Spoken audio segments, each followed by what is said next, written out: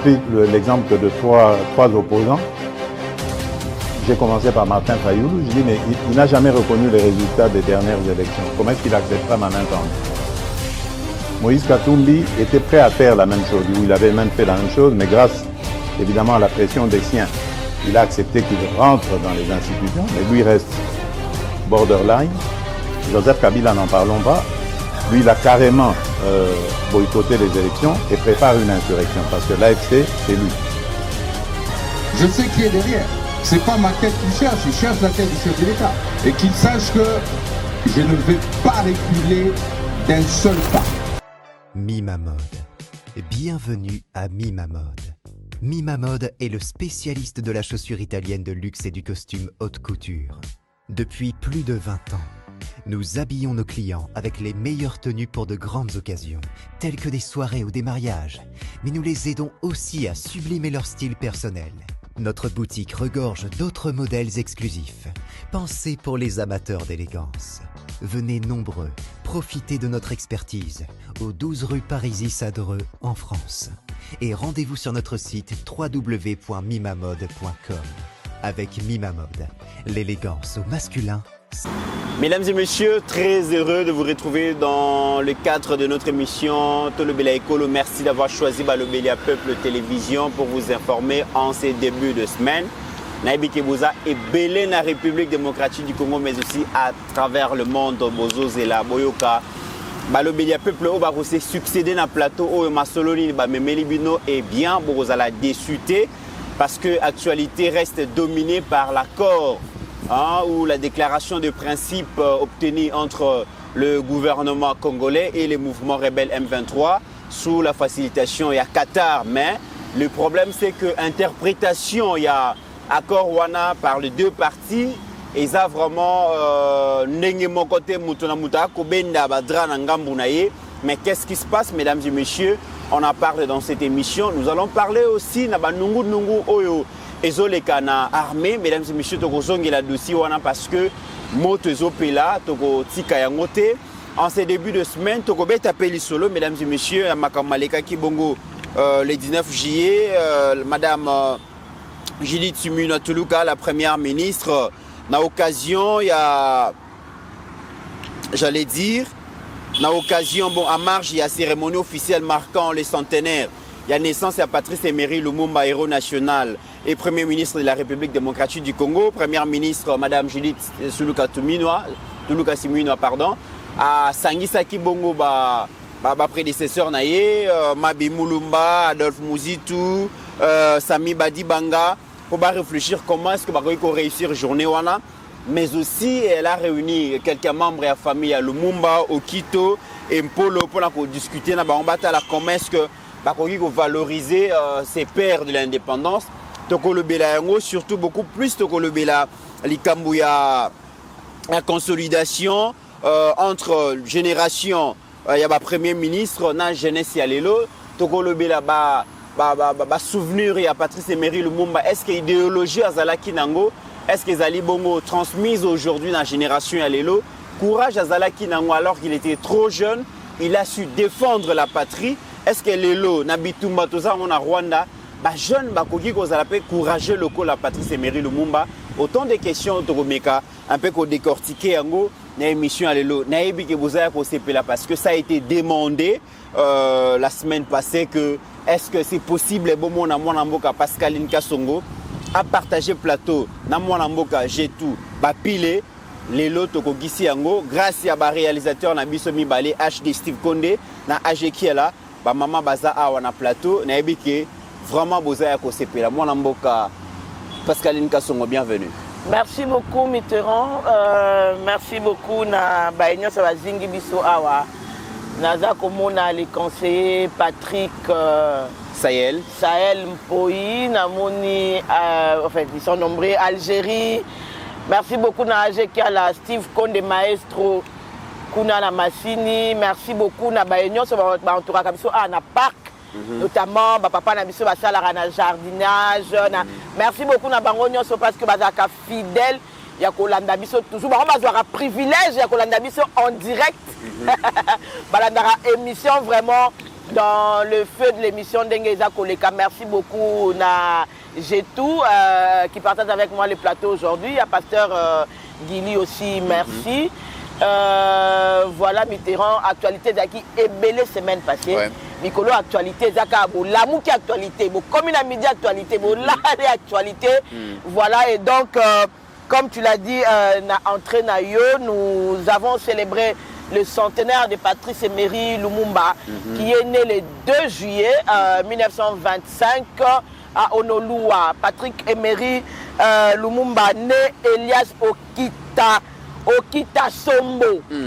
Donc, c'est ça son vrai nom en fait. Il est né le 2 juillet 1925 et il est décédé le 17 janvier. Voilà, 61 au Katanga, na makambu ebele na kati, na sima ya liwa ya Patrice Emery Lumumba tomona ki batu nga mona vidéo mo mutu mo azo sepela lobi, c'est bien comme il est mort. Est-ce que est cause à la normale? Quelqu'un qui s'est battu pour que tous soient indépendance, tout comme bien. Bisope ba intellectuel, ne pas la reconnu. Congolais a doit payer responsabilité à Mboka naé. Mais malheureusement, division tous vivre dans Congolais lelo. Et bandi lelo, te bandi déjà n'époque où on a senti que Patrice Emery Lumumba Koufi héros, mais une partie à ba Congolais. Ba sepeli, ndenge ba bomi ba sepeli ba lobi c'est bien. À Koufi. Ça veut dire qu'on a commencé à nous diviser depuis. Et lorsque Patrice meurt, la rébellion peut à cette époque-là, Mitterrand a ebima ki kili. Oyo asali mouvement na ye, kota katanga, bakasayen basali mouvement na bango, babandundu basali batoma nie mape kuna basali mouvement na bango. Donc nous espérons qu'un jour ces Congos retrouvés, nous allons les retrouver et nous allons finalement vivre en paix. Donc on a profité pour répondre à Copé ça. Mbote na Sami Mavakala, à quelqu'un qui est spécial pour moi, Papi Matundu Lyon, en France, Napesio Mbote Mingi et Sika Ozali. Félicitations à notre fille Jenny, la fille de Papa Yoli Mwanda Tinta. Félicitations, Mita Sisaki classe naye. Toza kopé c'est félicitations. Papa Yoli pe félicitations. Na musalo zo sa na bana, je crois baza 3 basi si classe ya ne oyo to pesa. Les super intendants, bien qu'il y a comme directeur, Yoli Mwanda Tita, Oloa là-bas. Félicitations à Jenny. Et voilà, Mitz, nous sommes là pour parler actualité. Merci, mon amour Pascaline, d'avoir répondu à notre invitation. Maman, j'ai tout bapilé. Bienvenue. Et bon début de semaine. Vraiment, merci, merci Mitterrand, merci à toute la grande équipe technique, merci à tous les téléspectateurs qui nous suivent parce que on a dit s'abonner, bateau balandanga na TikTok, s'abonner massivement à place au sol la rapena Vraiment, merci sous la maman Pascaline Oyo pour partager naé plateau pour la première fois. Vraiment, et ça n'a pas été en mingi. Il y a cause à la naé na plateau Oyo. En tout cas, merci na balandinion, surtout bato espace Schengen na mona iba commentaire. J'espère que les comics a sali soué na bino ya mona angala wa Pascaline na plateau. En tout cas, vous allez déçu tête relever l'actualité quand maman Pascaline a bandi d'avoir attaqué le Cambia. Il y a Moro Patrice Emery Lumumba de génération en génération ba relever la combo naé. Il y a une histoire naé. Ce qui est là, on a une vidéo en Russie, ba célébrer qui ango, ba tomboli na drapeau, ba yembi debout congolais pour fêter centenaire voilà. C'est-à-dire biso il faut to zoyango to salango plus que bango parce que Patrice Emery Lumumba azaya biso. En tout cas, merci na balandinyo so ya balobeli télévision. Très bien. Je salue monsieur Urbain Congolo qui est pour nous un papa. Il nous a toujours soutenu. Donc, on a payé Mbote Place Azali, on a sanité de Algérie, on a payé Mbote. Mesdames et messieurs, je vous rappelle que à Ouezalaga, quartier général, il y a ma bordure. Je rappelle ça. Et ça va aller dans tous les sens. Mais déjà, nous sommes sécurisés parce que il y a la présence, il y a conseiller. Il y a président Bossembe. Donc, tout ça, on est sous contrôle. Il y a président Bossembe, Patrick Sahel. Donc, et que les zonga, donc, tout ça. Na humilité. Voilà. Alors, Nabani Namoulamboka Pascaline, c'est vrai qu'aujourd'hui, le gouvernement congolais, à travers Madame Judith Simina Tchuluka, veut rendre hommage à la martyr Nyonso et à l'indépendance en général, mais surtout honorer mémoire à Patrice Emery Lumumba en particulier. Yangwana organisé qui Basizwana. À lobby aussi, c'est une façon de témoigner reconnaissance à l'État envers les familles Lumumba, Mpolo et Okito, mais aussi en organisant cette cérémonie, c'est une occasion de valoriser la transmission des idéaux d'indépendance et de patriotisme aux jeunes générations et consolider les dialogues entre les générations de premiers ministres, réaffirmer l'unité nationale et la continuité des institutions de la République. Tokokota a vraiment na ba thématique na bango ndenge basali yango te, mais tozwa valeur moko oyo Patrice Emery Lumumba Okito na Mpolo bazalaki nango, ce courage qui a défié la peur, les dangers face à ya ba colon o bazalaki na possibilité nyonso ya kosala bango mabe, mais bolingo ya mboka na bango et empêchaki bango te ba braver la peur. Aujourd'hui, j'ai l'impression comme si nous vivons cette époque-là. Mboka na biso za na danger, nous sommes agressés par un voisin lointain, le Rwanda, un voisin, j'allais dire convoiteur. Et ces voisins-là, n'habité na koloba pouvoir nini, il arrive même à corrompre officiels na biso, à corrompre politiciens, musiciens, journalistes, à corrompre presque la plupart. Il y a bateau Sengele va défendre la République. Mais mon amboka Pascaline, aujourd'hui, alors que Congo veut faire face à Bitumba Oyo, il y a de jeunes Congolais au balakisi courage, volonté, détermination à défendre Mboka na bango. Mitterrand, Patrice Emery Lumumba n'est pas n'importe qui. Yomoko Utikoloba, déjà Patrice Emery Lumumba azali signe à courage. Ça veut dire quelqu'un qui pouvait aller affronter l'impérialiste chez lui. Pas ici, mais chez lui. Patrice Emery Lumumba a eu le courage de faire un discours chez Obato Bakambarabiso, à la tribune des Nations Unies là-bas, où il a démontré que nous pouvions vivre libres et jouir de notre pays. Qu'on ne pouvait pas rester esclaves, qu'on ne pouvait pas décider sur nous, parce que nous étions des humains locaux à Bango. Et là, il y a différencié, peut-être dans la couleur, il y a peau. Mais en réalité, dans mon délai, dans mon monde de Soro Bazoki, nous avons les mêmes éléments corporels. Les yeux, tout ça, et puis, excellence, il y a un peu de Sikawana. Akeli Batouba Kesseni na couleur. Mais il met les mêmes éléments pour vous dire que vous êtes égaux, vous n'avez pas de différence. Parce que la peau est qu'on subit peu changement. Tout ça, l'on est comme ça, qui fait un climat ezali. À quoi peut qu'on le voit? Comme on dit, teinture, il faut dire que ce sont des teintures de la pauvreté. Bon, on juité. Ok. Bah, ça nous a la réalité. Non, tu juité, mythe. Si vous connaissez, ne peut te faire du bon ici quand on HD, ou comment on l'a la 5 étoiles, si on quitte, dit pas Malili, les vieux, au continent à bureau à Malili, tant qu'on n'a pas na Malili, mais tu t'intéresse changer. Je vois exemple à conseiller Sahel. On a évoqué avant qu'on m'a conseillé. À Zalara, na teinture, na Zalara, on mythe, à tes vannes de Lyon, ça dit que. Moi, pour se changer. À ton amour, moi, éclat, moi, comme au bima. Ok.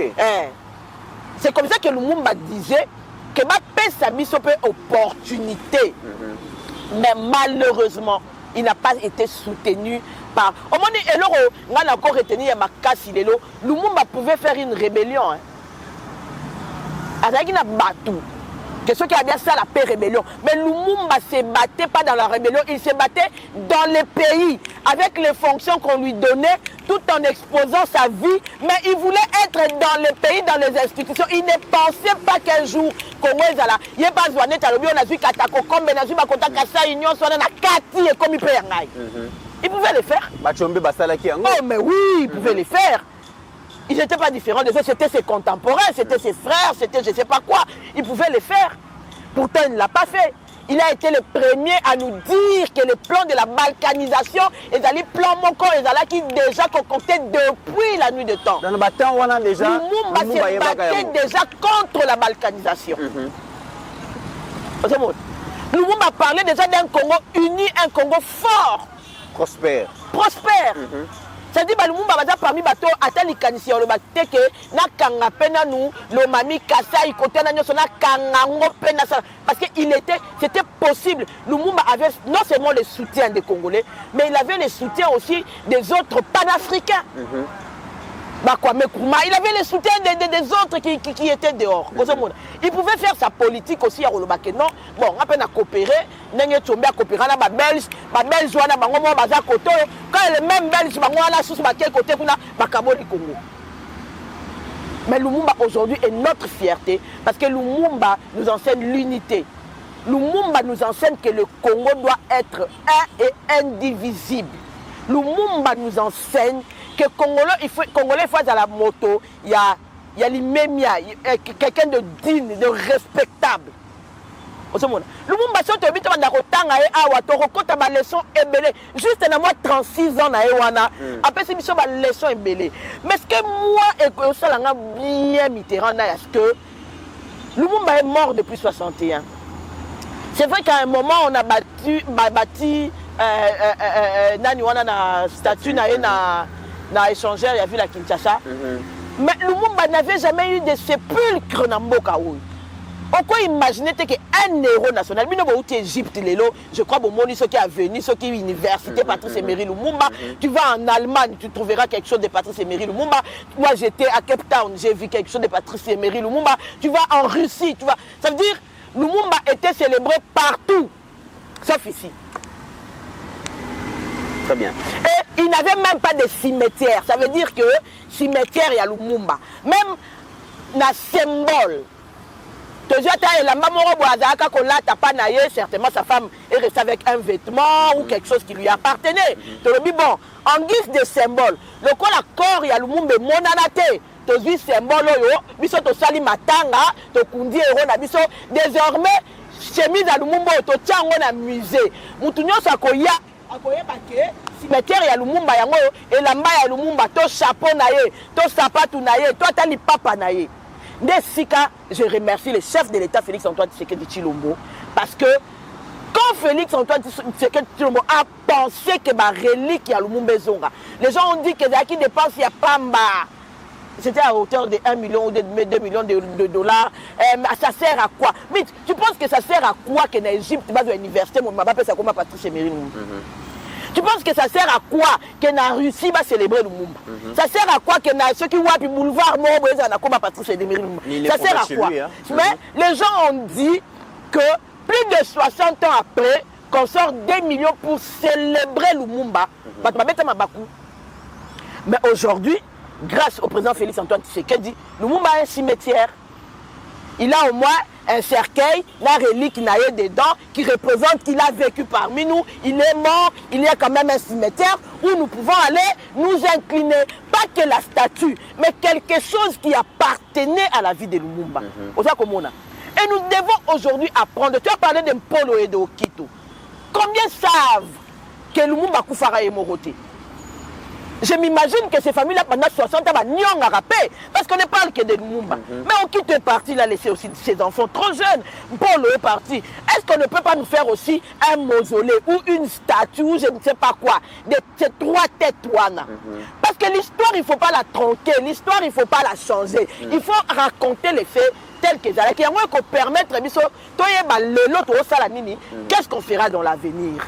Est-ce que, Madame la Première ministre, Ndenge Kanisi qu'on célébrait tous les premiers et que surtout Lumumba est le premier des premiers ministres, est-ce que vous pouvez penser aujourd'hui faire aussi une statue, je ne sais pas, de la liberté, de l'indépendance, chercher comment vous allez les nommer, mais avec ces 3 têtes-là, pour que demain, Lumumba, mais Okito Pazalaka, Paul Pazalaka, ils ont perdu leur vie. C'est ça, au fait, le méfait de l'histoire. On m'a dit bateau Bazalaka Loko là accompagnateur. On n'en parle toujours pas. Très bien.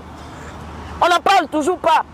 On veut faire voir les leaders, c'est bien, mais il y a des gens qui ont sacrifié aussi leur vie. Mais si on est dans mon aïe matata pogno tende si qu'est-ce qu'on a tout nipo, il peut falloir zala. Zalaki yemoro matata zalaki te Tshibala pas zalaki te. Bon, Tshibala déjà on comprend le poids de l'âge et tout ça. Bon, mais si on est matata pogno ya qui te poigne. Ma question, mon amboka Pascaline.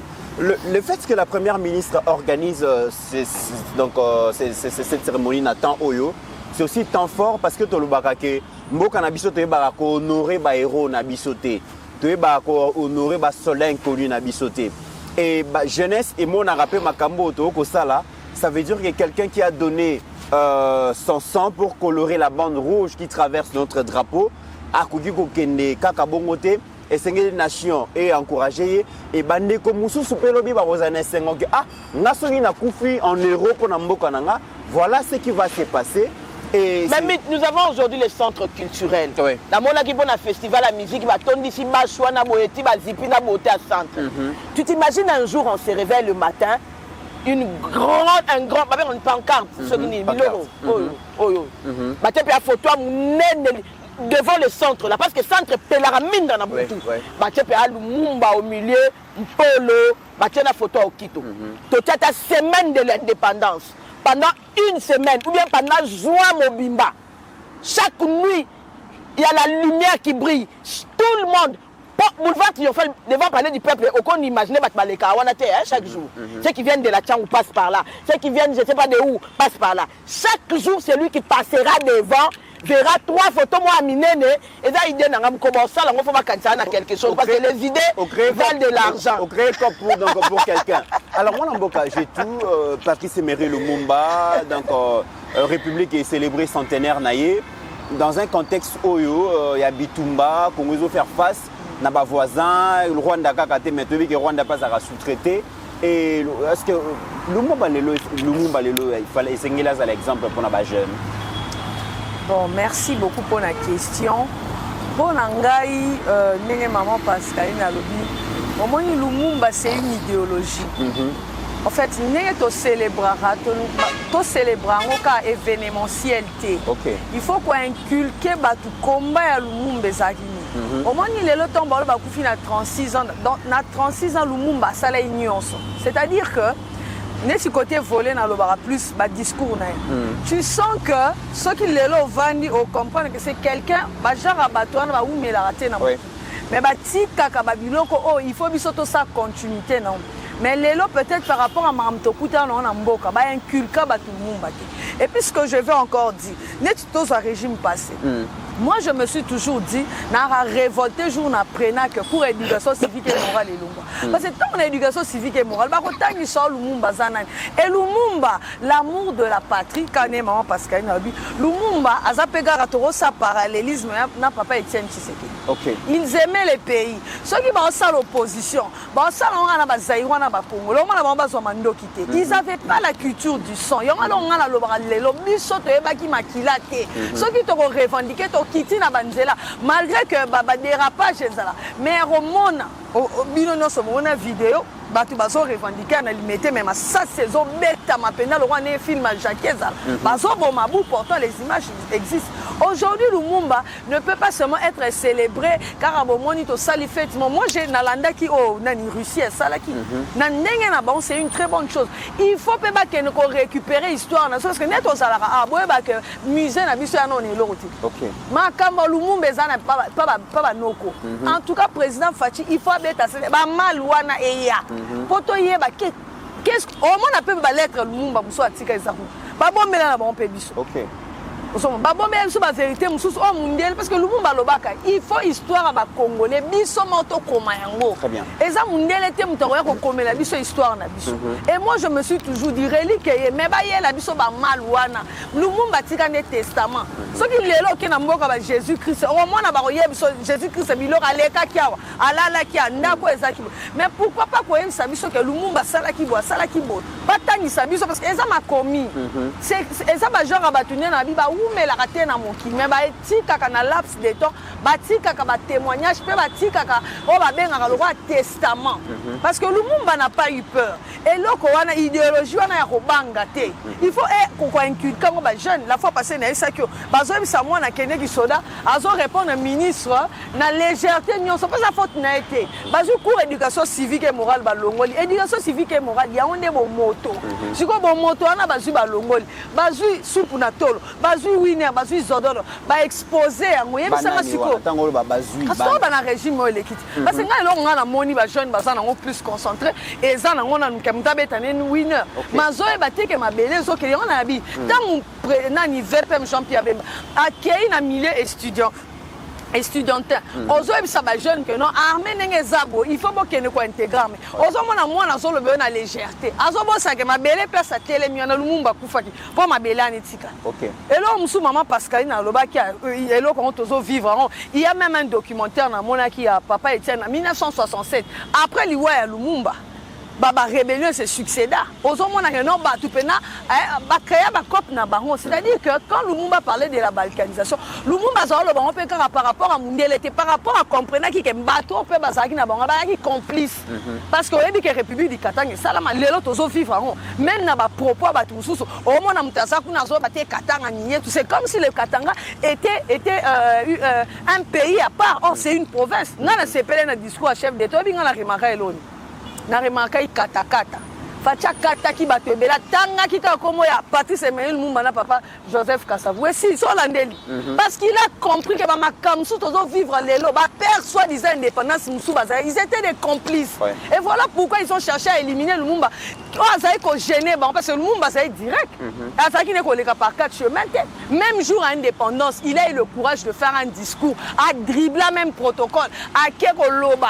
Et lelo même ce hôtel à la province à Lumumba désastre ça makas et Tongamite un héros national banzele zate province wana eza province oyo il fallait zala parmi ba province ezongala tomba yeba lobi wapi Lumumba la mino bobete la tolo abota boketi na village na ta parce que abuta ki na village ko luka ndaku na e moi en Afrique du Sud na mona ki biloko même pas ya Mandela tina bandaku nyonso ozomona ke gouvernement abongisa même si azaki na case boké kaka bobongisi ngo réhabiliter mais batu ba quand même que moi na mobali wana botanga Lumumba uta awa bobongisi banzela bo sali province wana même l'état akoka ko zonga en charge merci na chef d'état par nengazo ko penser na Lumumba ville c'est quelque chose de grand na monia venu mon na Tanzanie kuna ba peso do boulevard Patrice Emery Lumumba mais biso pas ka boulevard yebisanga elongo nini on penda to célébrer Lumumba pendant que les autres bazo célébrer Lumumba bazo pesa ba kombo ya ba université bazo pesa ba kombo ba venu ba place moko bomo na ba pesa kombo Patrice Emery Lumumba mais Lumumba yemoko na province na ozomona vraiment que non c'est comme si quelqu'un qui n'a rien fait dans ce pays or makambo ya Lumumba lo bara lelo yango ne bomoni to so vivre yango bomoni Félix Antoine Tshisekedi azo vivre même idéologie wana pourquoi parce que Félix Antoine Tshisekedi a boyi na ko sima mandok atali ba père indépendance ce kana na lobi na discours na mbalo asali katakata a comprendre que papa Joseph Kasavubu c'était pas quelqu'un makila pour makila banda ko tanga lelo te depuis au monde na indépendance na 59 martyr d'indépendance et ça a un match mo rebeta ma ne makile tanga allez toi qu'on commence na 60 tiba luki ko éliminer Lumumba par son courage abnégation azala une vision. Mais aujourd'hui, tous les jeunes Congolais, on a dit que Lumumba est normal pendant que les autres célèbrent Lumumba. Pendant que on a Ibrahim Traoré, quand il parle de Patrice Emery Lumumba, n'est ça qui est, n'est ça mona qui est. Pourquoi? Parce qu'à continuer l'idéologie, à l'année les moutons, même les discours de Lumumba, et ça va dire qu'on photo tel na RTNC, qu'on sonne c'est l'Arabie Soyango, parce que il faut que les jeunes, les jeunes ministres d'enseignement, bazo bunane, bazo son sa cour éducation civile, bon sonne c'est les jeunes Congolais, parce que les jeunes Kinois, n'est-ce makambo ezoleka na est na lobra toujours, bazo kanisa za makambo teli ba gomatracien. Non, quand Lumumba combattait pour la RDC, il a combattu pour toutes les provinces. Lumumba dans son discours, il n'a pas parlé même de son sancours. Jamais. Neto ka batu musu lelo ba bima ba leader, osomona mutabimi leader ma azo ko tombola ka province na ye. Très bien. Mais Lumumba, il était en Waya qui parlait de tout le Congo parce que Nathan on a fait. Akoko bunda pe ba tonga sancours, mais lui il ne voyait pas le sancours seulement. Il voyait que Congo nyonso ezala prospère. Uni est prospère, on a ya non. Na la paix ça discours à uni est prospère. Oh lelo to comment loba. Et ça parti c'est Emery Lumumba muta chabiso na game one. Mais lelo soko tali ozomona pena que non jeune congolais azali bande ya masolo et puis ça fortunate. Très bien. Il y a un CP na président Fatim nenga kimeli gratuité parce que malgré gratuité on va bundisa parce que tali que ceux qui bana ba tangi histoire en mboka ba oza na bolingo mboka akende na école mona kalam na landi chef d'état zo yebi sa professeur ba prof abi aider les enfants compris. Parce que Fatia comprend que non, tozo kanisa likama mabele za ya baje. Très bien. Nga na tanga na classe ba nilotique ba na mabele. Makambo tozo vivre o. E bani na ngo lelo te. Ba nilotique so boza misu makasi te ba zubi no mabele. Pendant longtemps, on a fait du Palais des Marbres un musée où chaque année on célébrait le musée Laurent Désiré Kabila d'heureuse mémoire. Les gens allaient là-bas visiter, voir la scène sur laquelle elle a été tirée. Maintenant, on nous met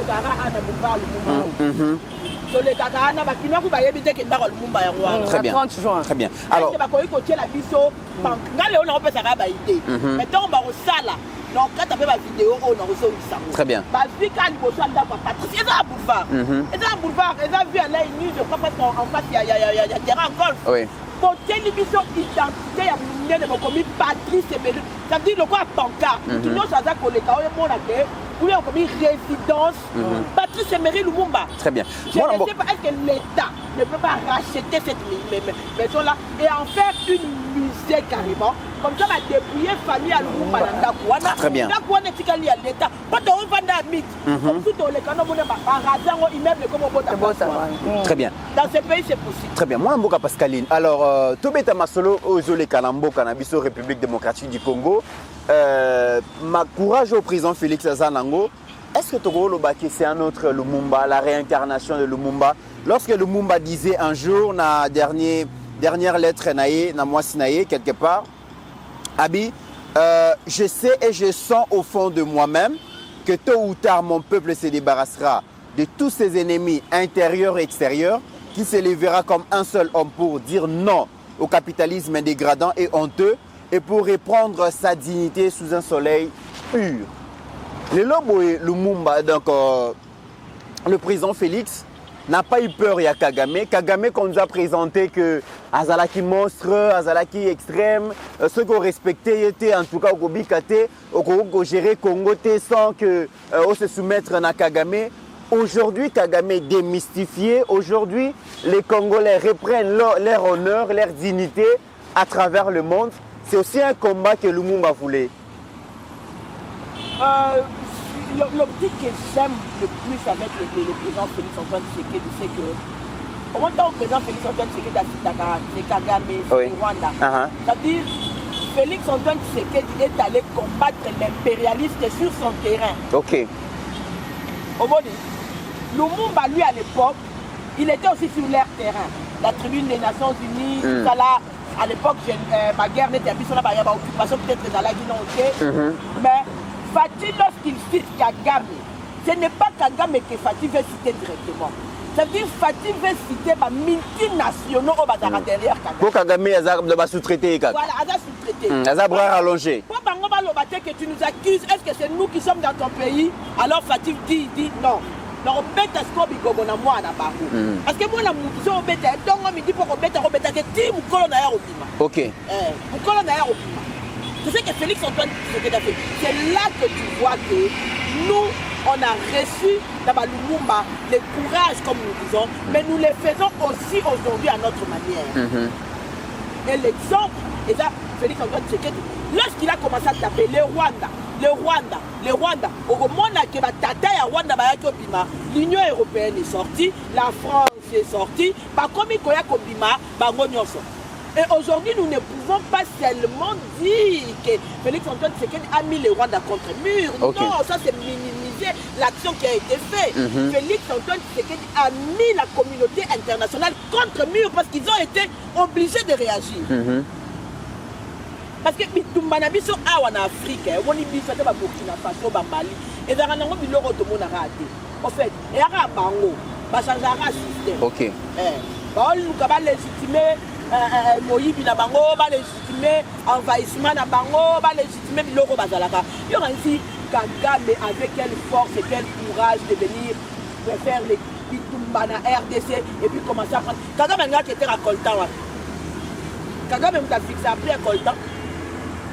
Kagame a été tenir récoltant. Kagame a été est-ce que na Rwanda ici dans salle ba téléphone ça? En fait à la hauteur de Kagame n'a été récoltant. Mais c'est rien. C'est comme Fatih dit, c'est une substance vide, mais qui est remplie de la communauté internationale. Parce que lorsque Kagame prend le coltan de la RDC, Aza décide quand on était Kango, ceux qui binent boye bisie que donc on somme yango parce que ça ne vous appartient pas. Kagame c'est rien. C'était ça le combat de Félix Antoine Tshisekedi. Soit vous arrêtez d'acheter dans Moyibi, vous venez, nous négocions directement, partenariat gagnant-gagnant. La RDC gagne, vous gagnez aussi. Il fallait avoir du courage pour proposer ce genre de partenariat. Voilà, il fallait avoir du courage. Au moment où il a fait un voyage, je suis venu de Mikolo, on a posé un voyage, à Oumeli Namboka Makasi. Parce que Tobano Yokagino, Facha a bêti tour pour quelques jours à Kinshasa, il va repartir. Ayo Betarato. Oh, imaginez que Fachi, tentative soit déjà au coup d'état, mais tous les caca. Bakandi Bazoa, tentative de coup d'état. Depuis Bakambu, il y a Malanga. Tout ça, Fachi Awa. Ce que Zalaï Kaza Moutou au banc à Fatim Béatrice, tout ça, Fatim Kaka Awa, tu dois la Fatim, la moitié, la banane, Baza Awa. Pendant que dans ma Mangoma Moukavu Bandaki Awa, ils sont habillés de Yebi, parce que Bélé Bakosa qui a quel Bénin de Raquel doit Air France. Moussousso, à quel qui Togo, à quel Côte d'Ivoire, Baki Missi Basinabana. Pendant ce temps, la femme de Félix Antoine Tshisekedi, maman Denise, était ici, ses enfants étaient ici, ses frères étaient ici, sa maman est ici. C'est-à-dire que partout où il y a que Félix est civil, c'est un péré d'ailleurs, partout où il idéalise Kabila, que Kabila est un super homme, c'est un militaire formé, c'est quelqu'un qui a grandi dans la rébellion, Kabila est un Ayebika Mandouki, donc ça là est mythe, au point où nous on est resté 18 ans dans la peur. Oh le bata, mythe. Moutato Yebinote soit la famille Kabila, ça le Beloka soit on ne sait jamais. C'est-à-dire qu'on a créé un mythe autour d'un personnage qui en réalité de l'autre au monde qu'il est faible. Très bien. Où en sommes-nous avec les consultations? Très bien. Moi... Mythe, pour terminer, ça veut dire qu'aujourd'hui, pas que le courage de Patrice Emery Lumumba, mais aussi un peu plus pour aujourd'hui Félix Antoine Tshisekedi nous a prouvé que nous pouvons aller sur le terrain de l'impérialiste disons les colons, les colonisateurs et vaincre. Très bien. Moi, Namboka, j'ai tout. Lumumba Lobaki, il était convaincu que tôt ou tard, Congo va telema, comme histoire et Mboka na bango, histoire et sama na Belgique, na Bruxelles, na Washington, mais les histoires et comme na Congolais, na Africains. Mais il y a un problème. Joseph Kabila, l'ancien président, se disait qu'Aza nationaliste. Hippolyte Kanambe, voilà, je vous le concède, Aza nationaliste. Alinga Kimboka Mingi, d'ailleurs, Lumumbista Bande Koloba, 18 ans durant, il n'a pas réussi à cause de sa relique à Lumumba Awa. Le président Félix Aye, 6 ans, il y a Pamba, 6 ans, peut-être 4 ans, 3 ans, à Zonisi relique à Lumumba. Et le courage que Lumumba avait à braver la peur pour affronter l'ennemi, le président Félix est en train de faire ça aujourd'hui, à défier maman Pascaline Alobi, la communauté internationale, à placer devant leurs responsabilités. Et Rwanda Lelo, version échangée, Kagame a commis Kolela. Aujourd'hui, on peut dire que Fachi est un autre lumumbiste. Tout à fait, Fachi c'est un autre lumumbiste, mais ça peut expliquer les camons pour battre bien.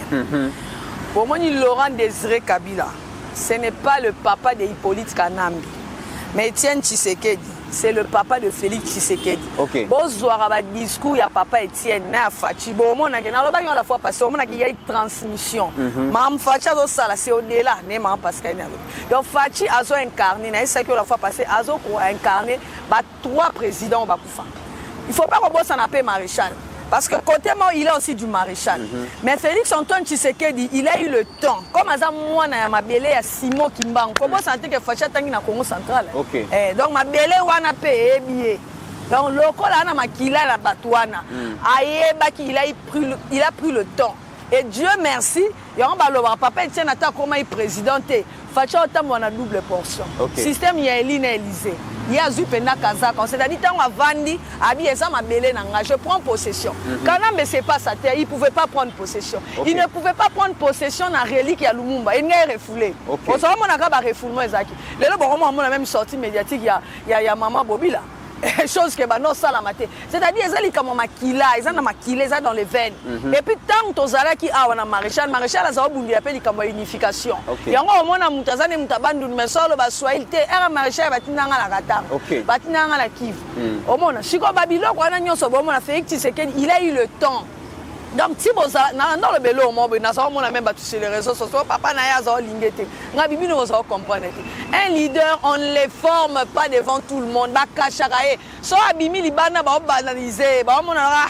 So batuni papa Etienne, bon on voit comme si c'est ton successeur papa Etienne à répondre binora bon. C'est un garçon qui a toujours aimé la politique. C'est un garçon qui a toujours aimé la politique. Non, on a mon tour. C'est-à-dire que dans le système il y a David. Azane na zamba mais marane banyama mais père na bango ebate David anobu nanalio. Donc si to wana mona so fachi et puis quand aujourd'hui na mona na vraiment bimisa ba banini belé à fachi ba déclaration au mona même sous papa Etienne on quitte place moi c'est fachi qui prenait la parole. Ba tout baza qui penda blé on peut point internet ezakité. Ba makambo bela papa Etienne fachi azelo éclairer. Donc ce qu'on mona na minute éclairer ce ko yo sala musala. Yonga na bo mona que ana possession likola mambo belé. D'abord premièrement parce que fachi a d'abord l'amour du pays. Et quand il parle, trahison et les gars qui Fachi ne regarde pas Moutou par rapport à Yekolo. Quand il voit que Nengo Zawana, Ozana ba compétence na yo, Oza Congolais, à quoi attribuer là? Il n'a même pas besoin de retourner. On a zolo bana biso ba tobotami na Kinshasa. Biso ba kinois to yebi tribalisme te, to yebi te mu colonie na okola na camarade na papa to maman tu nga ze colonie jamais. Papa na maman bazeka na besoin camarade wana tangaka. Azaka moi malam, azo éducation malam. Wane si to zaka na biso na discours wana teo so ki ndenge ni. Osomon. Biso net na Nkolo balelo même si on est en train de fustiger la province de Félix Tshisekedi. Biso na Kinshasa so tuni munyosa kwa to zaka na moi tatu moi na moi mamu bazaka na kwa. Oye ba même ba prénom na banque. To benga ba tatu mamwe. So ngoni ngoye ba même ba prénom na banque. C'est la jour au kufa. Ah non, tatu comme les akibo. Donc on n'avait pas cette division là. Et quand je le dis toujours que 97 et biso elo kwa. On a accueilli les Swahili parce que c'était une langue de la RDC. Mais on combien de bateaux souffrant après une langue on a été Azom ou Salate même dans les militaires on chassait des militaires. Bateau à côté ouest c'est fragilisé. Au moment mais Fachi quand il est venu à Talibilo Fachi s'en fout na Babilo kwana. Aibi koza mungalo za mkongo za ya on a tout na elo mon abi. Papa na biso, papa Botinga. Attends ça na collège Elikia. Tu sais que quand les gens disaient que Fachi attendait papa biso abi oh. Mais ces gens sortent d'où? Mon père est vivant. Azar fait sa cour. On a sa jeune professeur, fait sa cour en mathématiques. C'est là où j'ai connu le président. Azaki na 5e des humains. Comme Azaki fait moi chocho, Arabi papa Etienne. Abi bino bo sakana, tant bo finga Arabi, moi je voyais ces papas là. Au moins Azaki tanga Mobutu, papa na ngam tobete là. Tanga Mobutu ba collaborateur mingi wana Mobutu. Ba zati na ba chauffeur bana. Mais Etienne Tshisekedi pona bana, il venait lui-même na Elika wana koti. So pe Facha Salimbeba, oh mon gazement. Et mon père m'a dit, mais ce que les Congolais racontent aujourd'hui, et les Kelanga, tant ma sali bavure, na Elikia.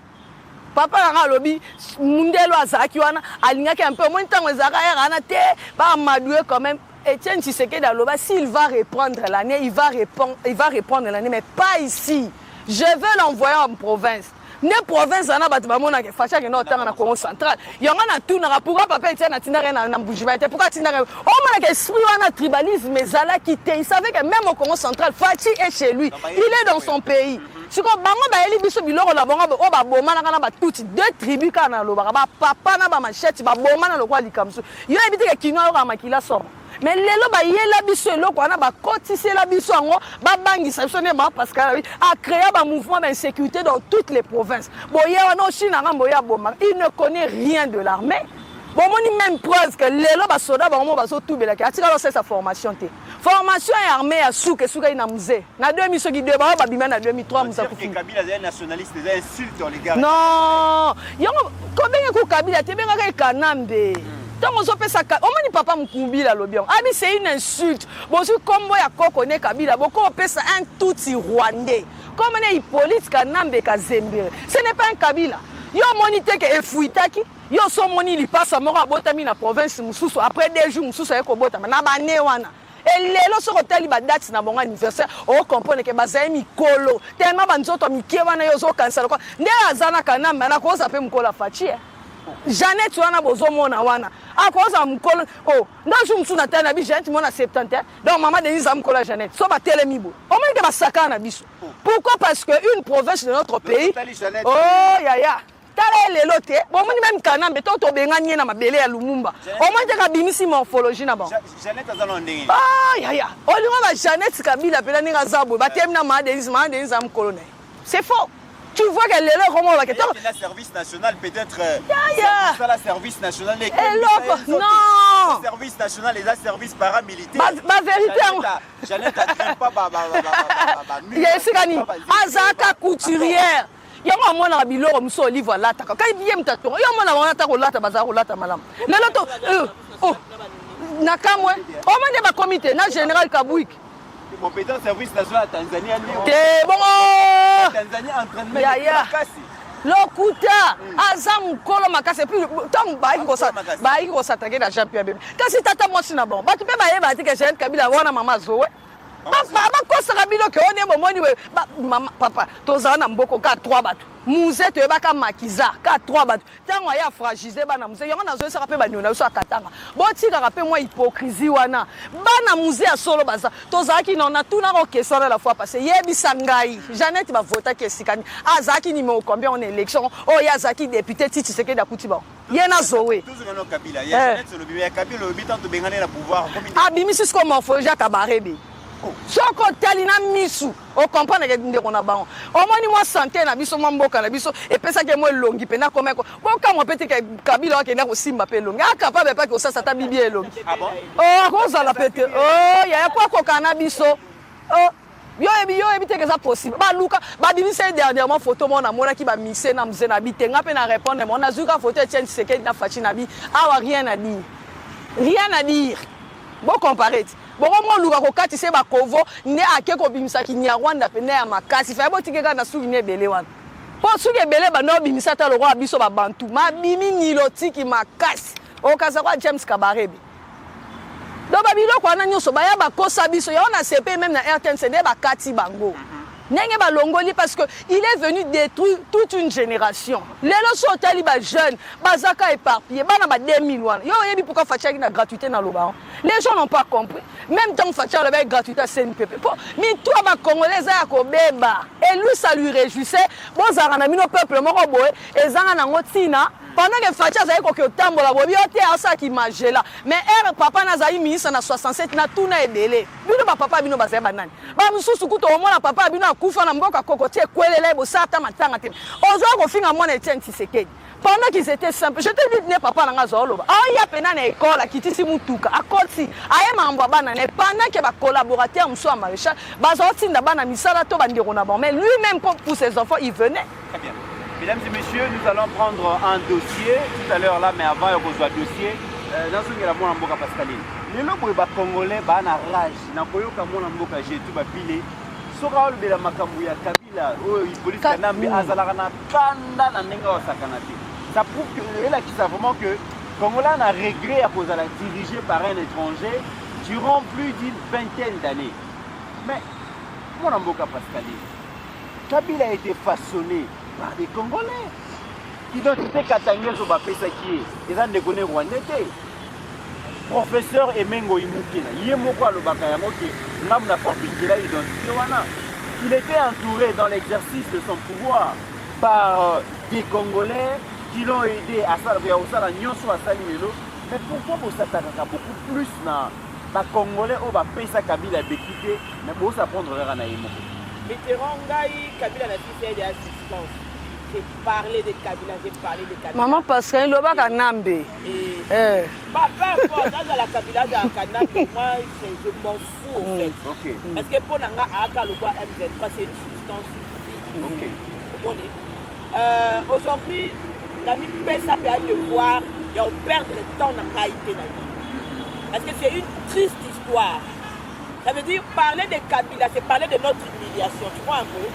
C'est dire que nous n'avons pas été capables de nous assumer comme Congolais, de nous prendre en charge et de rester 18 ans coffrés dans un système.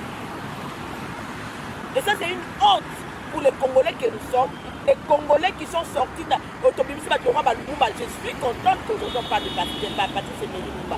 Les Congolais qui ont eu 32 ans de formation pour le maréchal. Mais on a profité de la faiblesse de la Bissomoro à côté à Souka. Parce que, attention, le maréchal qui m'a fait s'occuper des lits. Ça n'était pas une raison pour qu'on nous tue. Parce que alors, musée Laurent Désiré Kabila, il faut qu'on en parle aussi. Bien qu'après, il s'est rétracté et tout ça là, d'accord. Il est héros, il est mort parce qu'il a refusé le roi d'accord. Mais Mitterrand Naya, les débuts. Hein? Parce qu'en français, tout ce qui se conçoit bien, les débuts. Les débuts. Est-ce que Mouzé au début, lorsqu'il prêtait allégeance, lorsqu'il faisait des réunions avec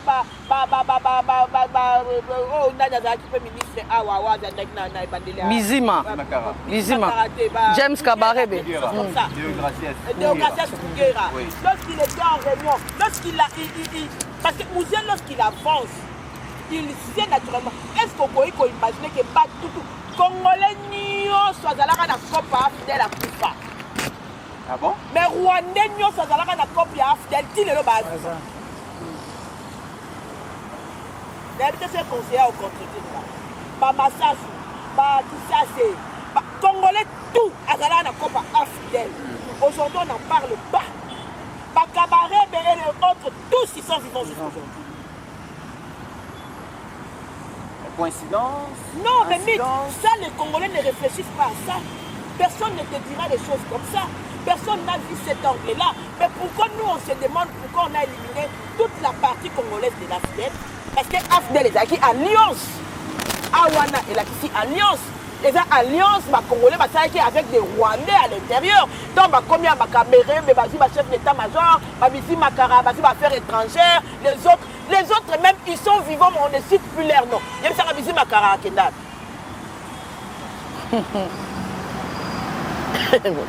Mais ça veut dire que dans l'alliance, toute la partie congolaise, on n'en parle pas. Non seulement il y a ceux qui sont morts, et il y a ceux qui ont vécu les pires moments de leur vie après la mort de M. Laurent Désiré Kabila.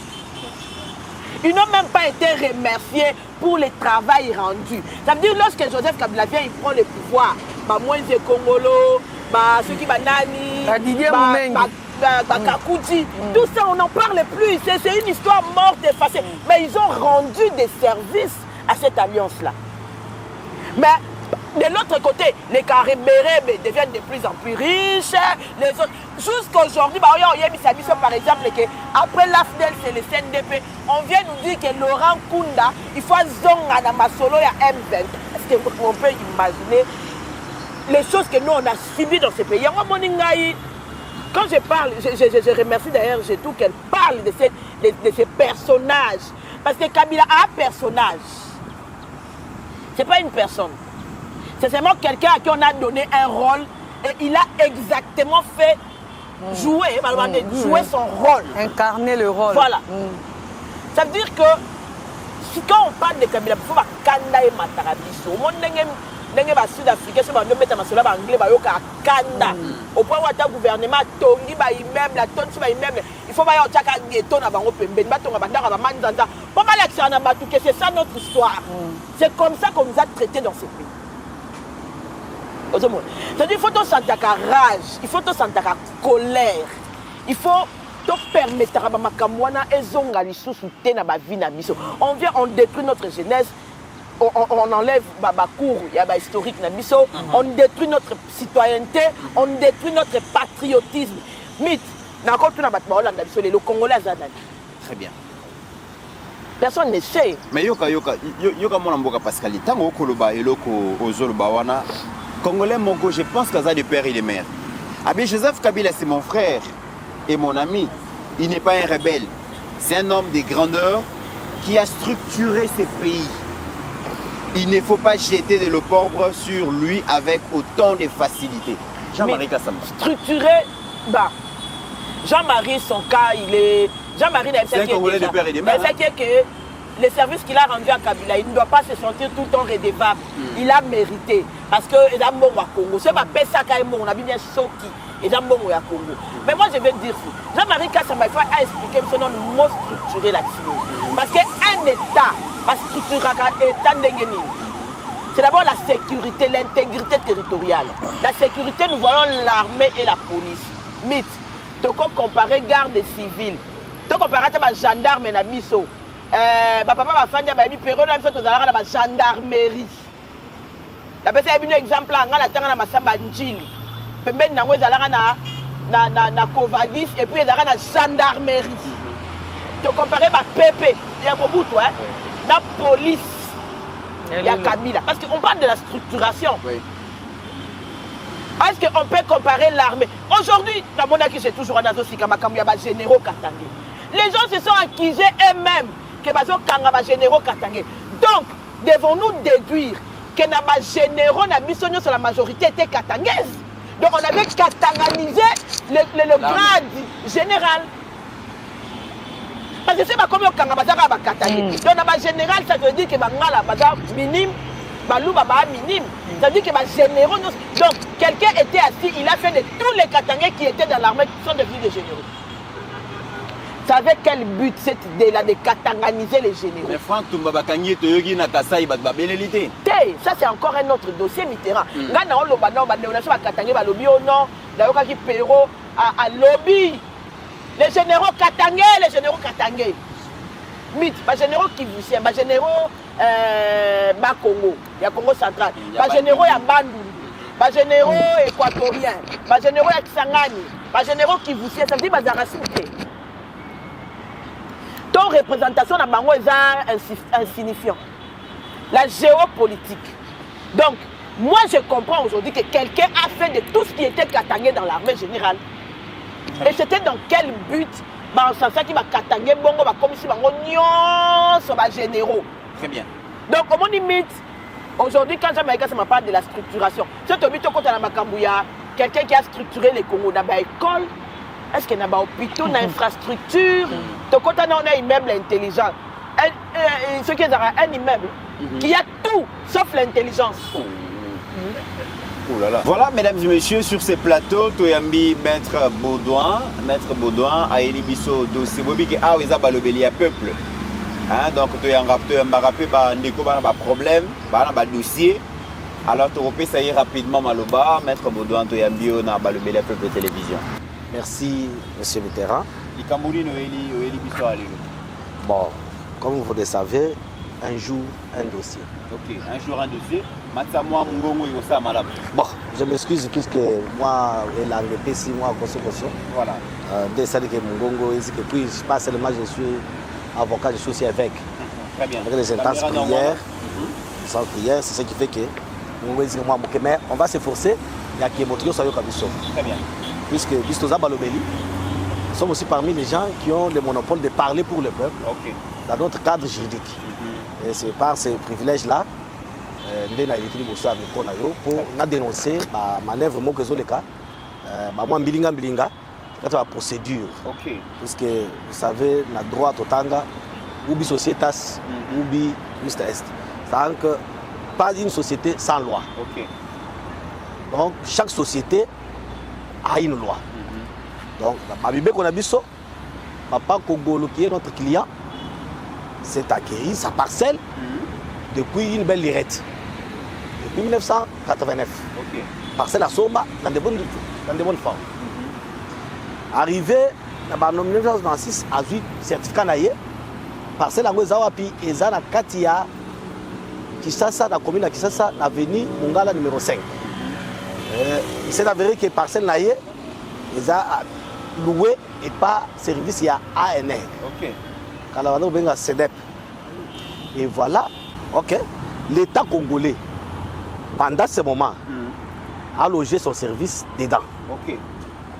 Et comme il ne parvenait plus à payer, les indemnités d'occupation, Papa Congolo est allé devant les tribunaux de grande instance de la Gombe. Ok.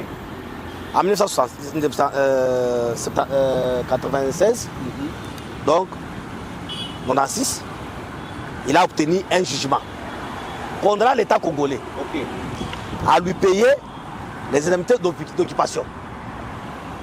Et ce jugement est écrit sous RC 66 463.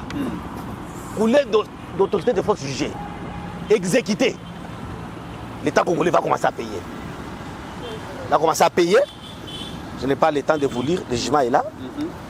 Donc, qu'il n'a jamais souffert d'aucune forme de procédure de recours. Maître Boudouin, le col à l'État déjà accompagné pour exécuter jugement, mais la suite, les Cambouis et les Kagilissus. Voilà. Tango Sikoyo a exécuté jugement, condamné par le service du tribunal, l'État a commencé à payer, mais il y a eu encore moi manœuvre mouké et salami la carte ya service ya ANR tango Kabila Koti, Kabila Musée à Koti, vous voyez, tout le monde avait peur. Papa Congolo a battu moi mouké alors il a quoi pour faire bilan kwa mokilité au sérieux on va batalika oyo mobutiste oyo boye oyo papa ubambe kama tantumbo yulu yepe abatami na non je veux revendiquer mes droits après. Tango aye abandi ko revendiquer non et ça le pango na yo tu dois toujours avoir tes fruits mais de cette parcelle là wana to comme déjà na 2008 Papa Congolo a vu sous jugement ngwezali awa il y a 2008 na 2008 ba condamné sous l'État pour affoutre Papa Congolo $10,000 comme loyer pour le service de Yézalakati. Et puis, ce qui va quitter, jugement exécuté et ils ont coulé la force de notre sujet, les Awan. C'est le jugement inscrit sous RC, toujours tribunal. Il y a Gombe, il y a grande instance à Gombe, RC 99 116. À exécuter en gros, on va nous foutre pas Congolais sous son bon. Arrivé en 2015, période, il y a Kabila qui vient de partir. Kabila fils. Et oui, maman patience, Pascaline, à lobby, a commis rappelé na été parce qu'ils ont hémorragie, ils ont pota ya Mukongo na ye. Ils ont kaukaté. Période où on a moins bien que contre les sous. Azor quand même bon na ye. Nous a écrit. Mais à tout le commis, ils ont réclamé que Papa Congolo a si mongo na ye. Tambo Mwamba a écrit. Lokola Yav, le ministre de la Finance, même actuel ministre Samba, Mkoko Samba, avait écrit. Tango Zalaki, le ministre Yabidje. Bah, il y a mis ma cambouille sur le Mikandé Zaïbélé. Vous avez tenté à commettre mal mobile, mes amis. On va reconnaître que le Pangwa n'est pas Congolo. L'État, c'est à Teka. On peut ça bon d'ailleurs. Bah toi là, on va reconnaître qu'ils ont droit à Papa Congolo, monsieur Papa Congolo urbain, pas pour bon on a.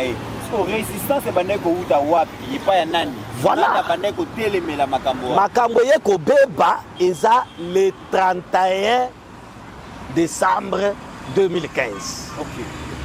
Alexis Tambo Mwamba komi mukanga. Atindeli ministre ya finance Yav que futa mbongo ya pas Congolo. Oyo ba futa déjà parti. Il y a à peu près $554,000. Il y a un loyer et arriéré. Ça déjà des terreaux. Pour abîmer sa bon. Parce que Kosenga ye ba moi pourcentage ya milinga milinga ye pe alingité. Quand on voyager à Zongi, Zongi même bon na ye. O wana combien de konaye Kalef Mouton. O qui était en copie. Lettre o ya Mutamwamba ezaki adressé pas na yete. O wana jusqu'au mukanda wana komi azo saboter ba jijo ba sala ki ba jugement oyo azo lo ba se par fraude azo Papa Congolo spolié dans l'État. Et conséquence, arrivé le 13 janvier 2016, à Tindi Bapoutis Naye, au régime d'Egezala qui a Yé. Donc AG Aner. AG Aner, qui n'a pas une personnalité juridique, qui n'est pas concerné dans l'affaire, qui n'est pas l'État congolais qui doit payer les loyers. Non, non. Pape. Mais escalader Bamir, 4h, 5h, Bazouille en culotte, torture et bandouane, tina service Aner. Sans même assistance, c'est ma avocat le gros Donc, privé de tout. Pendant plus de 9 jours, la torture wana, transféré dans le parquet. Le parquet général, il y a Matete a fixé dossier. Ah, on a cours d'appel. Devant ces dossiers-là, Bango Moko, Batouaner va fixer dossier. Il y a eu un jugement. Nous félicitons ces juges-là. Il a quitté le Congo. Sous RP, sans non à sec. Il a été blanchi. On lui dit non, non, non, non, non, non, non, non. Ils ont dit moi, tout le monde est exacté. Ils ont droit à puisque pour les années, il y a quelqu'un qui va se polier dans la si les bango ils ont torturé, ils ont tué, ils ont pas combien, le pango, ils ont pas déni. Est-ce que vous avez su que arrêté, il y a quoi, et ça, yango, si y a tiré, alors il y a quoi, mazali, à Bomo, vous avez tout d'ailleurs dans son maca. Mais il y a moins de détails. Est-ce que M. Urbain Congolo a une politique? Il n'est ni politicien, Azaka est directeur, il y a documentation juridique et études. Donc, il n'a jamais fait la politique. Il n'est pas. politique de poisson. Et ça, mongo ya moto qui naïe, atanga, akoma greffier, akoma PDG ya avion, aviation, moko boye. Je peux bon le Congolais union so. Le quoi ça qui moto amayele, asaka pe moto amayele, asoma papa ngonaye. Asomba angone dit forme pas mais 50 pour ça. Maintenant quoi lesaki 141 ndako zaki désaffecté. Tango siko ba moni ke ba quitter yé na cour d'appel à Matete. Dès qu'on a appel, appel devant la Cour suprême de justice ou de cassation. Devant la Cour suprême de justice, la Cour suprême a Benguida, il va se faire habitat. Bango va tenir à l'État. Il va se faire habitat à Yesi Bango, Banda, Kognos, l'État a décadé depuis l'État congolais. Quand tu vois, on a quoi les Awana. Il y a quoi les Abisoté, tout ce que tu as, vous pouvez savoir qu'on a yé, ils ont droit à yé. Cour suprême de justice a quitté le parc congolais de sous. N'appel sous RPA 136. Ce qu'on étant un homme de droit, n'a pas avocat chez vous, le rôle de vos amis, n'a pas maître Tony, n'a pas maître Chris Amour, n'a pas maître Baudouin. Non, à qui il y a un parquet général, il y a Gombe, a mis plainte contre Caleb Moutonde pour la torture, calomnie, diffamation, arrestation arbitraire et détention illicite. Et le parquet général a instruit le dossier. Alors, non, infraction, le parquet a infraction. Non, infraction, ils ont retenu. Le parquet a fixé le dossier. Là où les bas blessent encore, c'est là où nous avons des biabaises là-bas. Le parquet a fixé le dossier. A fixé le dossier dans la cour d'appel Yagombe contre Caleb Moutonde. Par son acte de fixation. La fundi Caleb pour la torture, pour la nyonso, basalaki. Nyonso. Voilà. Ok. Puisque Nikande Komama, Ebera, qui était l'ancien directeur de cabinet, a écrit en 2020 pour demander à l'ANR, n'est-ce que Tozo Benga, Fatih Bouka Tombolo a fait la mission. Puisque ben infiltré Bazakak. Comment ça fait-il que la présidence écrit, vous demande de quitter, vous demande d'exécuter, mais ils ont aussi maté. Ebera a écrit. On a Ebera, M. Ebera. Ebera Kolongel. Directeur à cabinet chef de l'État. Oh, ça conseil spécial de Kolongel. A commis, a payé ses instructions. Ah, l'obimo longwa, ils ont d'akonaye, ils ont dans l'État. Président, c'est Zoko. Pourquoi ils ont exécuté? Il y a des infiltrés qui sont là-bas. Devant cet acte-là, le ministère public a dit non, je ne vais pas rester comme ça. Moto Caleb Moutonde, ça m'a bébé. A fixé le dossier dans la cour d'appel de Yakissa Gombe sous RP 821. Requête de fixation Yango. Caleb Moutonde poursuivi en concours des infractions. Détention illicite, arrestation arbitraire, c'est le ministère public. On a vraiment Isala qui va. Argument du ministère public. Tant qu'on a fixé le dossier Boye, depuis 3 ans, Madame la première présidente, il y a un cours d'appel à Mayago. On ne sait pas par quelle mécanisme a ordonné huis clos dans l'audience. Oh non, il faut huis clos. Or, huis clos, parce que s'il y a la sûreté de l'État. Comme déjà, concerne l'hégémonie, le dossier est comme la couleur. Huis clos pour l'anime. Hier, Oyo a boya que a concerne la sécurité. A demandé démission. Alors, il a démissionné. Quand il a concerne la sécurité, il a démissionné. Parce que, c'est huis clos pour l'anime. Depuis 3 ans. Dilatoire. Oh, na quel poto, na sa maladie. Oh, na quel bosso, na Stéphane de Goulaye Kabila. Pour ça, na yebisana na to éviter. Oh non, non, na sa maladie. 3 ans, remise sur remise. Changement de composition, dossier, et il y a dossier pénal, ils ont 5 célérités. Donc, comprendre tes mécanismes. Très bien. En bref, ce qu'on a commis, le 13 juin, oui. En tout cas, il fallait tout ça. Dans le a plaidoirie, l'avocat a Kaleba Telemi, Kaleba Sangi Maloba. Ce qui est encore plus fort, c'est quoi? Le parti civil, de défendre le client, de plaider. Pendant cette plaidoirie séance tenante, le ministère public a commis infiltré, Kalonji, qui est interdit pour ce qu'il avait fait comme mauvaise application de la loi sur le réquisitoire. Voilà, Kaleb va encore prendre le courage de sortir encore un faux patent, un faux certificat. L'ANER qui n'a pas la présidence juridique, l'ANER qui n'a jamais acheté une maison, l'ANER qui est seulement un service de l'État, qui n'est pas...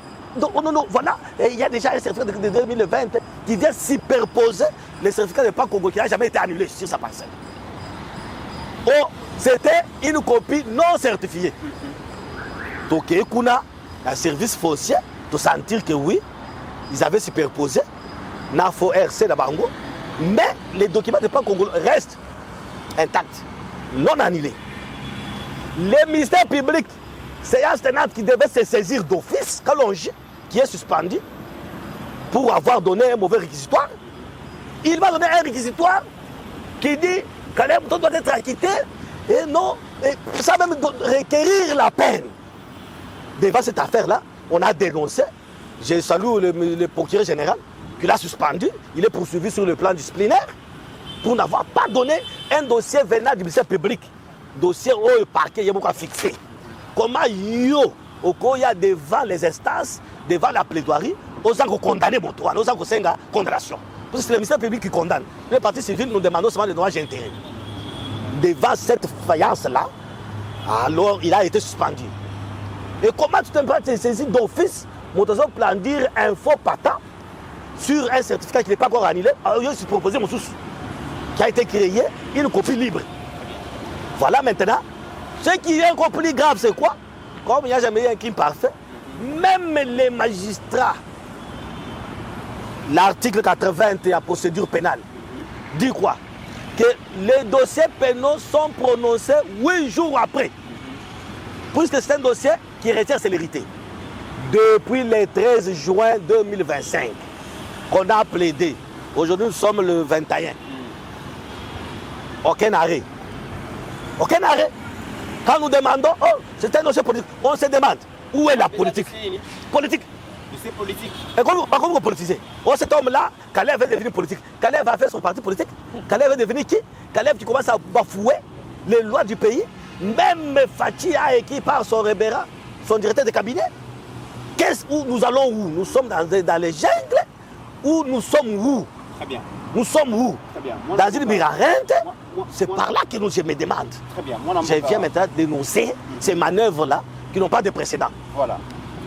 Moi, je suis Pascal Eloyo qui dossier, Maman j'ai deux qui dossier.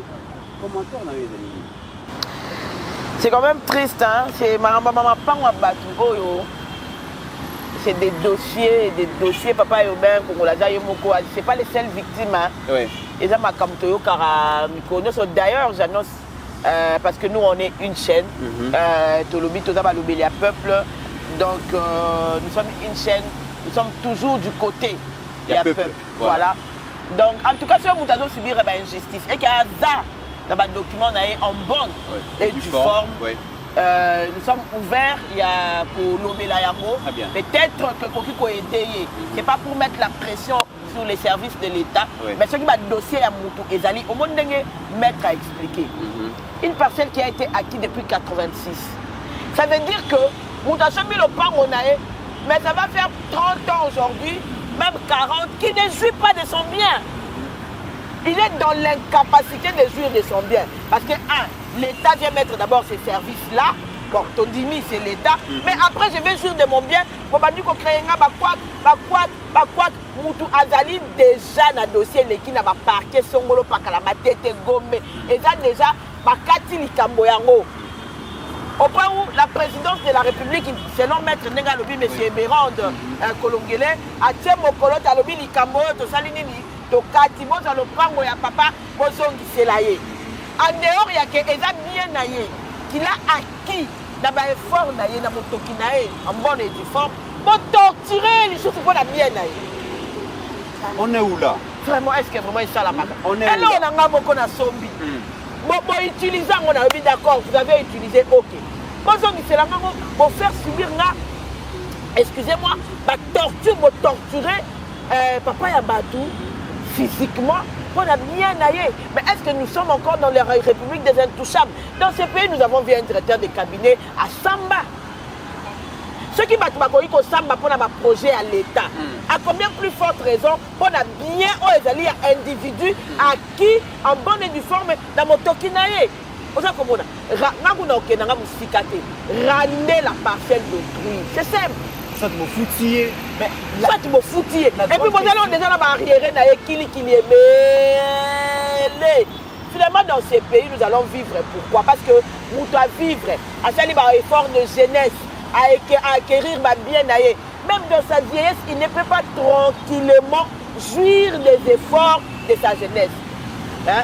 La chef de l'État, Maman Denise, rendez les biens d'autrui, payez ce qu'il y est dû. Au moni, Moka Oyo, tu as honorer ma vieillard Nabiso, et dans Moka Oyo, tu as la jeune lobby comment se comporter. Si aujourd'hui nous maltraitons ceux qui détiennent l'histoire, ceux qui détiennent l'histoire de ce pays, lobby, mais ce peut être la prochaine maltraité. Parce que mythe, aujourd'hui c'est eux, demain ça sera nous. Hein. Lobby maman parce qu'elle va ensemble le pain, on est membre de Moutiboko, comme on est Caleb, Mouton de lobby, allez. À comment il faut trafic d'influence, il y a des chefs de l'État là où parce que Caleb, Caleb a commis nani oyo, a commis l'icolo ya mibeko ya mboka, ba juge ba ko boya ko rendre jugement parce que Caleb azali Caleb. C'est quand même très grave. Moi ça m'étonne encore. Il n'y a nul au-dessus de la loi. Bah justement c'est ça. S'il y a des arrêtés, s'il y a un jugement, rendez les biens de lui. Pour une fois soyons honnêtes, hein, tout ça appelle. Papa Yoruba lobby le pan on est en avenir mon grand appel si soit adresse pour et comme bien la bateau ya bateau ba osami adresse ce qui ba osami ça coûte pas si ba samba bakata avenir mon gars la numéro 5 rendez les biens d'autrui mon mboka chez tout ceux qui ezalaki na régime ya Kanambe to lo babon régime ba tout puissant les deux régime ya bana mboka régime ya le peuple d'abord régime oyo biso nyonso toza ndenge moko likolo ya mibeko soki moto aza na raison na ye eke bazuzi bakanisi ete après kondongwana ya baavocat bipai na bipai oyo alongi bolongisa eti na suka boni papa urbain congolo alongi bazuzi bakati makambo ekoma na exécution balingi ko exécuter te afundi pe parce que ayokaki passe na nzoto na ye ke pona eloko na ye bokangi ye botorturer afundi Caleb Moutonde basambi na Caleb alongi mais pour bokata jugement et comme sous mbilinga likamo za ndengeni bon nga vraiment na ina zonga na moi sima pona koloba komoni likamo roboto la ba mapango oyo soto lobi na régime akana mais tant bango ba ye na 97 babandaki makambwana et je me rappelle Félix Tshisekedi kokota na pouvoir même ba généraux au mona o lelo ba sa trahison Fatia ebise bombo songi sa ba mapango ba il avait donné un ordre ma campagne en so limite bazai koboto la ba mapango ba et en complicité avec des magistrats Nani ministre Nabiso Azo Samba au Moutamba. Quand il est venu, il a trouvé les mêmes problèmes. Oh, mon appena ba orphelin, papa na bango mikanda na bango ba kombwe ça. mais au moins la manigance ya ba magistrat ba créer leur mo même chose na côté papa ou bien papa ça kufa to ba non mona bona 4e mois bozo mona donc on mona ke loko wana système na ba yango bo mona trahison bazo ça na fati point po kana mbera ya botoli si biloko ba ba mapanga ba apesi bango yo bozo mona bato wana bazaka loyal na ye parce que bazo ba biloko batu na ndenge ya mabe ba bien malaki eza ebele yango mona nga na loba so ba ko zongisa loko ba bengi obema office de bien malaki ezali na mboka o yepe kanambe mutaki ko bomango oye baka lisutu ngo bachaki papa Etienne premier ministre likambo bati bake ko zongisa biloko ya leta lelo biloko eza système moko yango bomoni bazo sepena na kanambe pourquoi parce que même ba carré minier assurera bango biloko bon po ya saka désordre na mboka o moni abebisi même justice na biso so bali ba bebisa mboka baba na osimbani ceux qui enseignent maintenant aussi maintenant justice place réserve élevé et puis alors on peut ça passe parce que là ils ont ça la rage comment le chef de l'état a lobby likambo pesi ordre parce qu'il y a un Caleb va sa politique Caleb va sa nani na mboka wa ko sa likolo ya Félix Tshisekedi kutu Félix Tshisekedi ye moko président Monique papa na biso aza na raison bon zone qui c'est lupangu na ye donc bazobanga président de la République mais yango na lobby parce que le président décide à travers son directeur cabinet Monique correspondance nyonso na ba signature parce que Caleb va sa likolo chef de l'État c'est pour te dire que moi je disais ça autrefois j'ai dit au président Félix okoki o changer na batu mais la Kabylie reste dans l'administration. Batunae bazaba magui wana eza.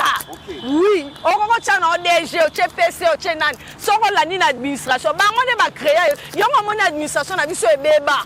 Ba mafia na bango wana nyonso. Okolanda pe bo essayer ba ko protéger Caleb bazana na baba. Oui, okomona na likambo lopango papa o. Okomona msusu. Ba officier bazana kati, okomona msusu ba politique ya bazana kati ya mwana siko zomona moi freinage moi parce que au moins na mutu moi azana kati ya dossier wana aza mutu na bango ya moi so la lisa dossier parce que Caleb ni né au-dessus de la loi tout le monde n'est pas Félix Tshisekedi batu bazokanga mais ceux qui ont aussi décision et justice ceux qui ont aussi les premiers d'entre les Congolais lorsque le président s'exprime lorsque la justice tranche et qu'il y a des gens au bas pour faire de la décision judiciaire alors Mboka kasi on toloba yemo numéro 1 ya Mboka Félix Tshisekedi et comme il est atali ke bakati makam aza mutu abom aza na bom moto lobi te eza papa obozongisela mais siko on toloba la Kabylie moi j'ai toujours dit eza virus eza le roi cancer donc yango na mona taba nommé DG ba nommé PCA comme administration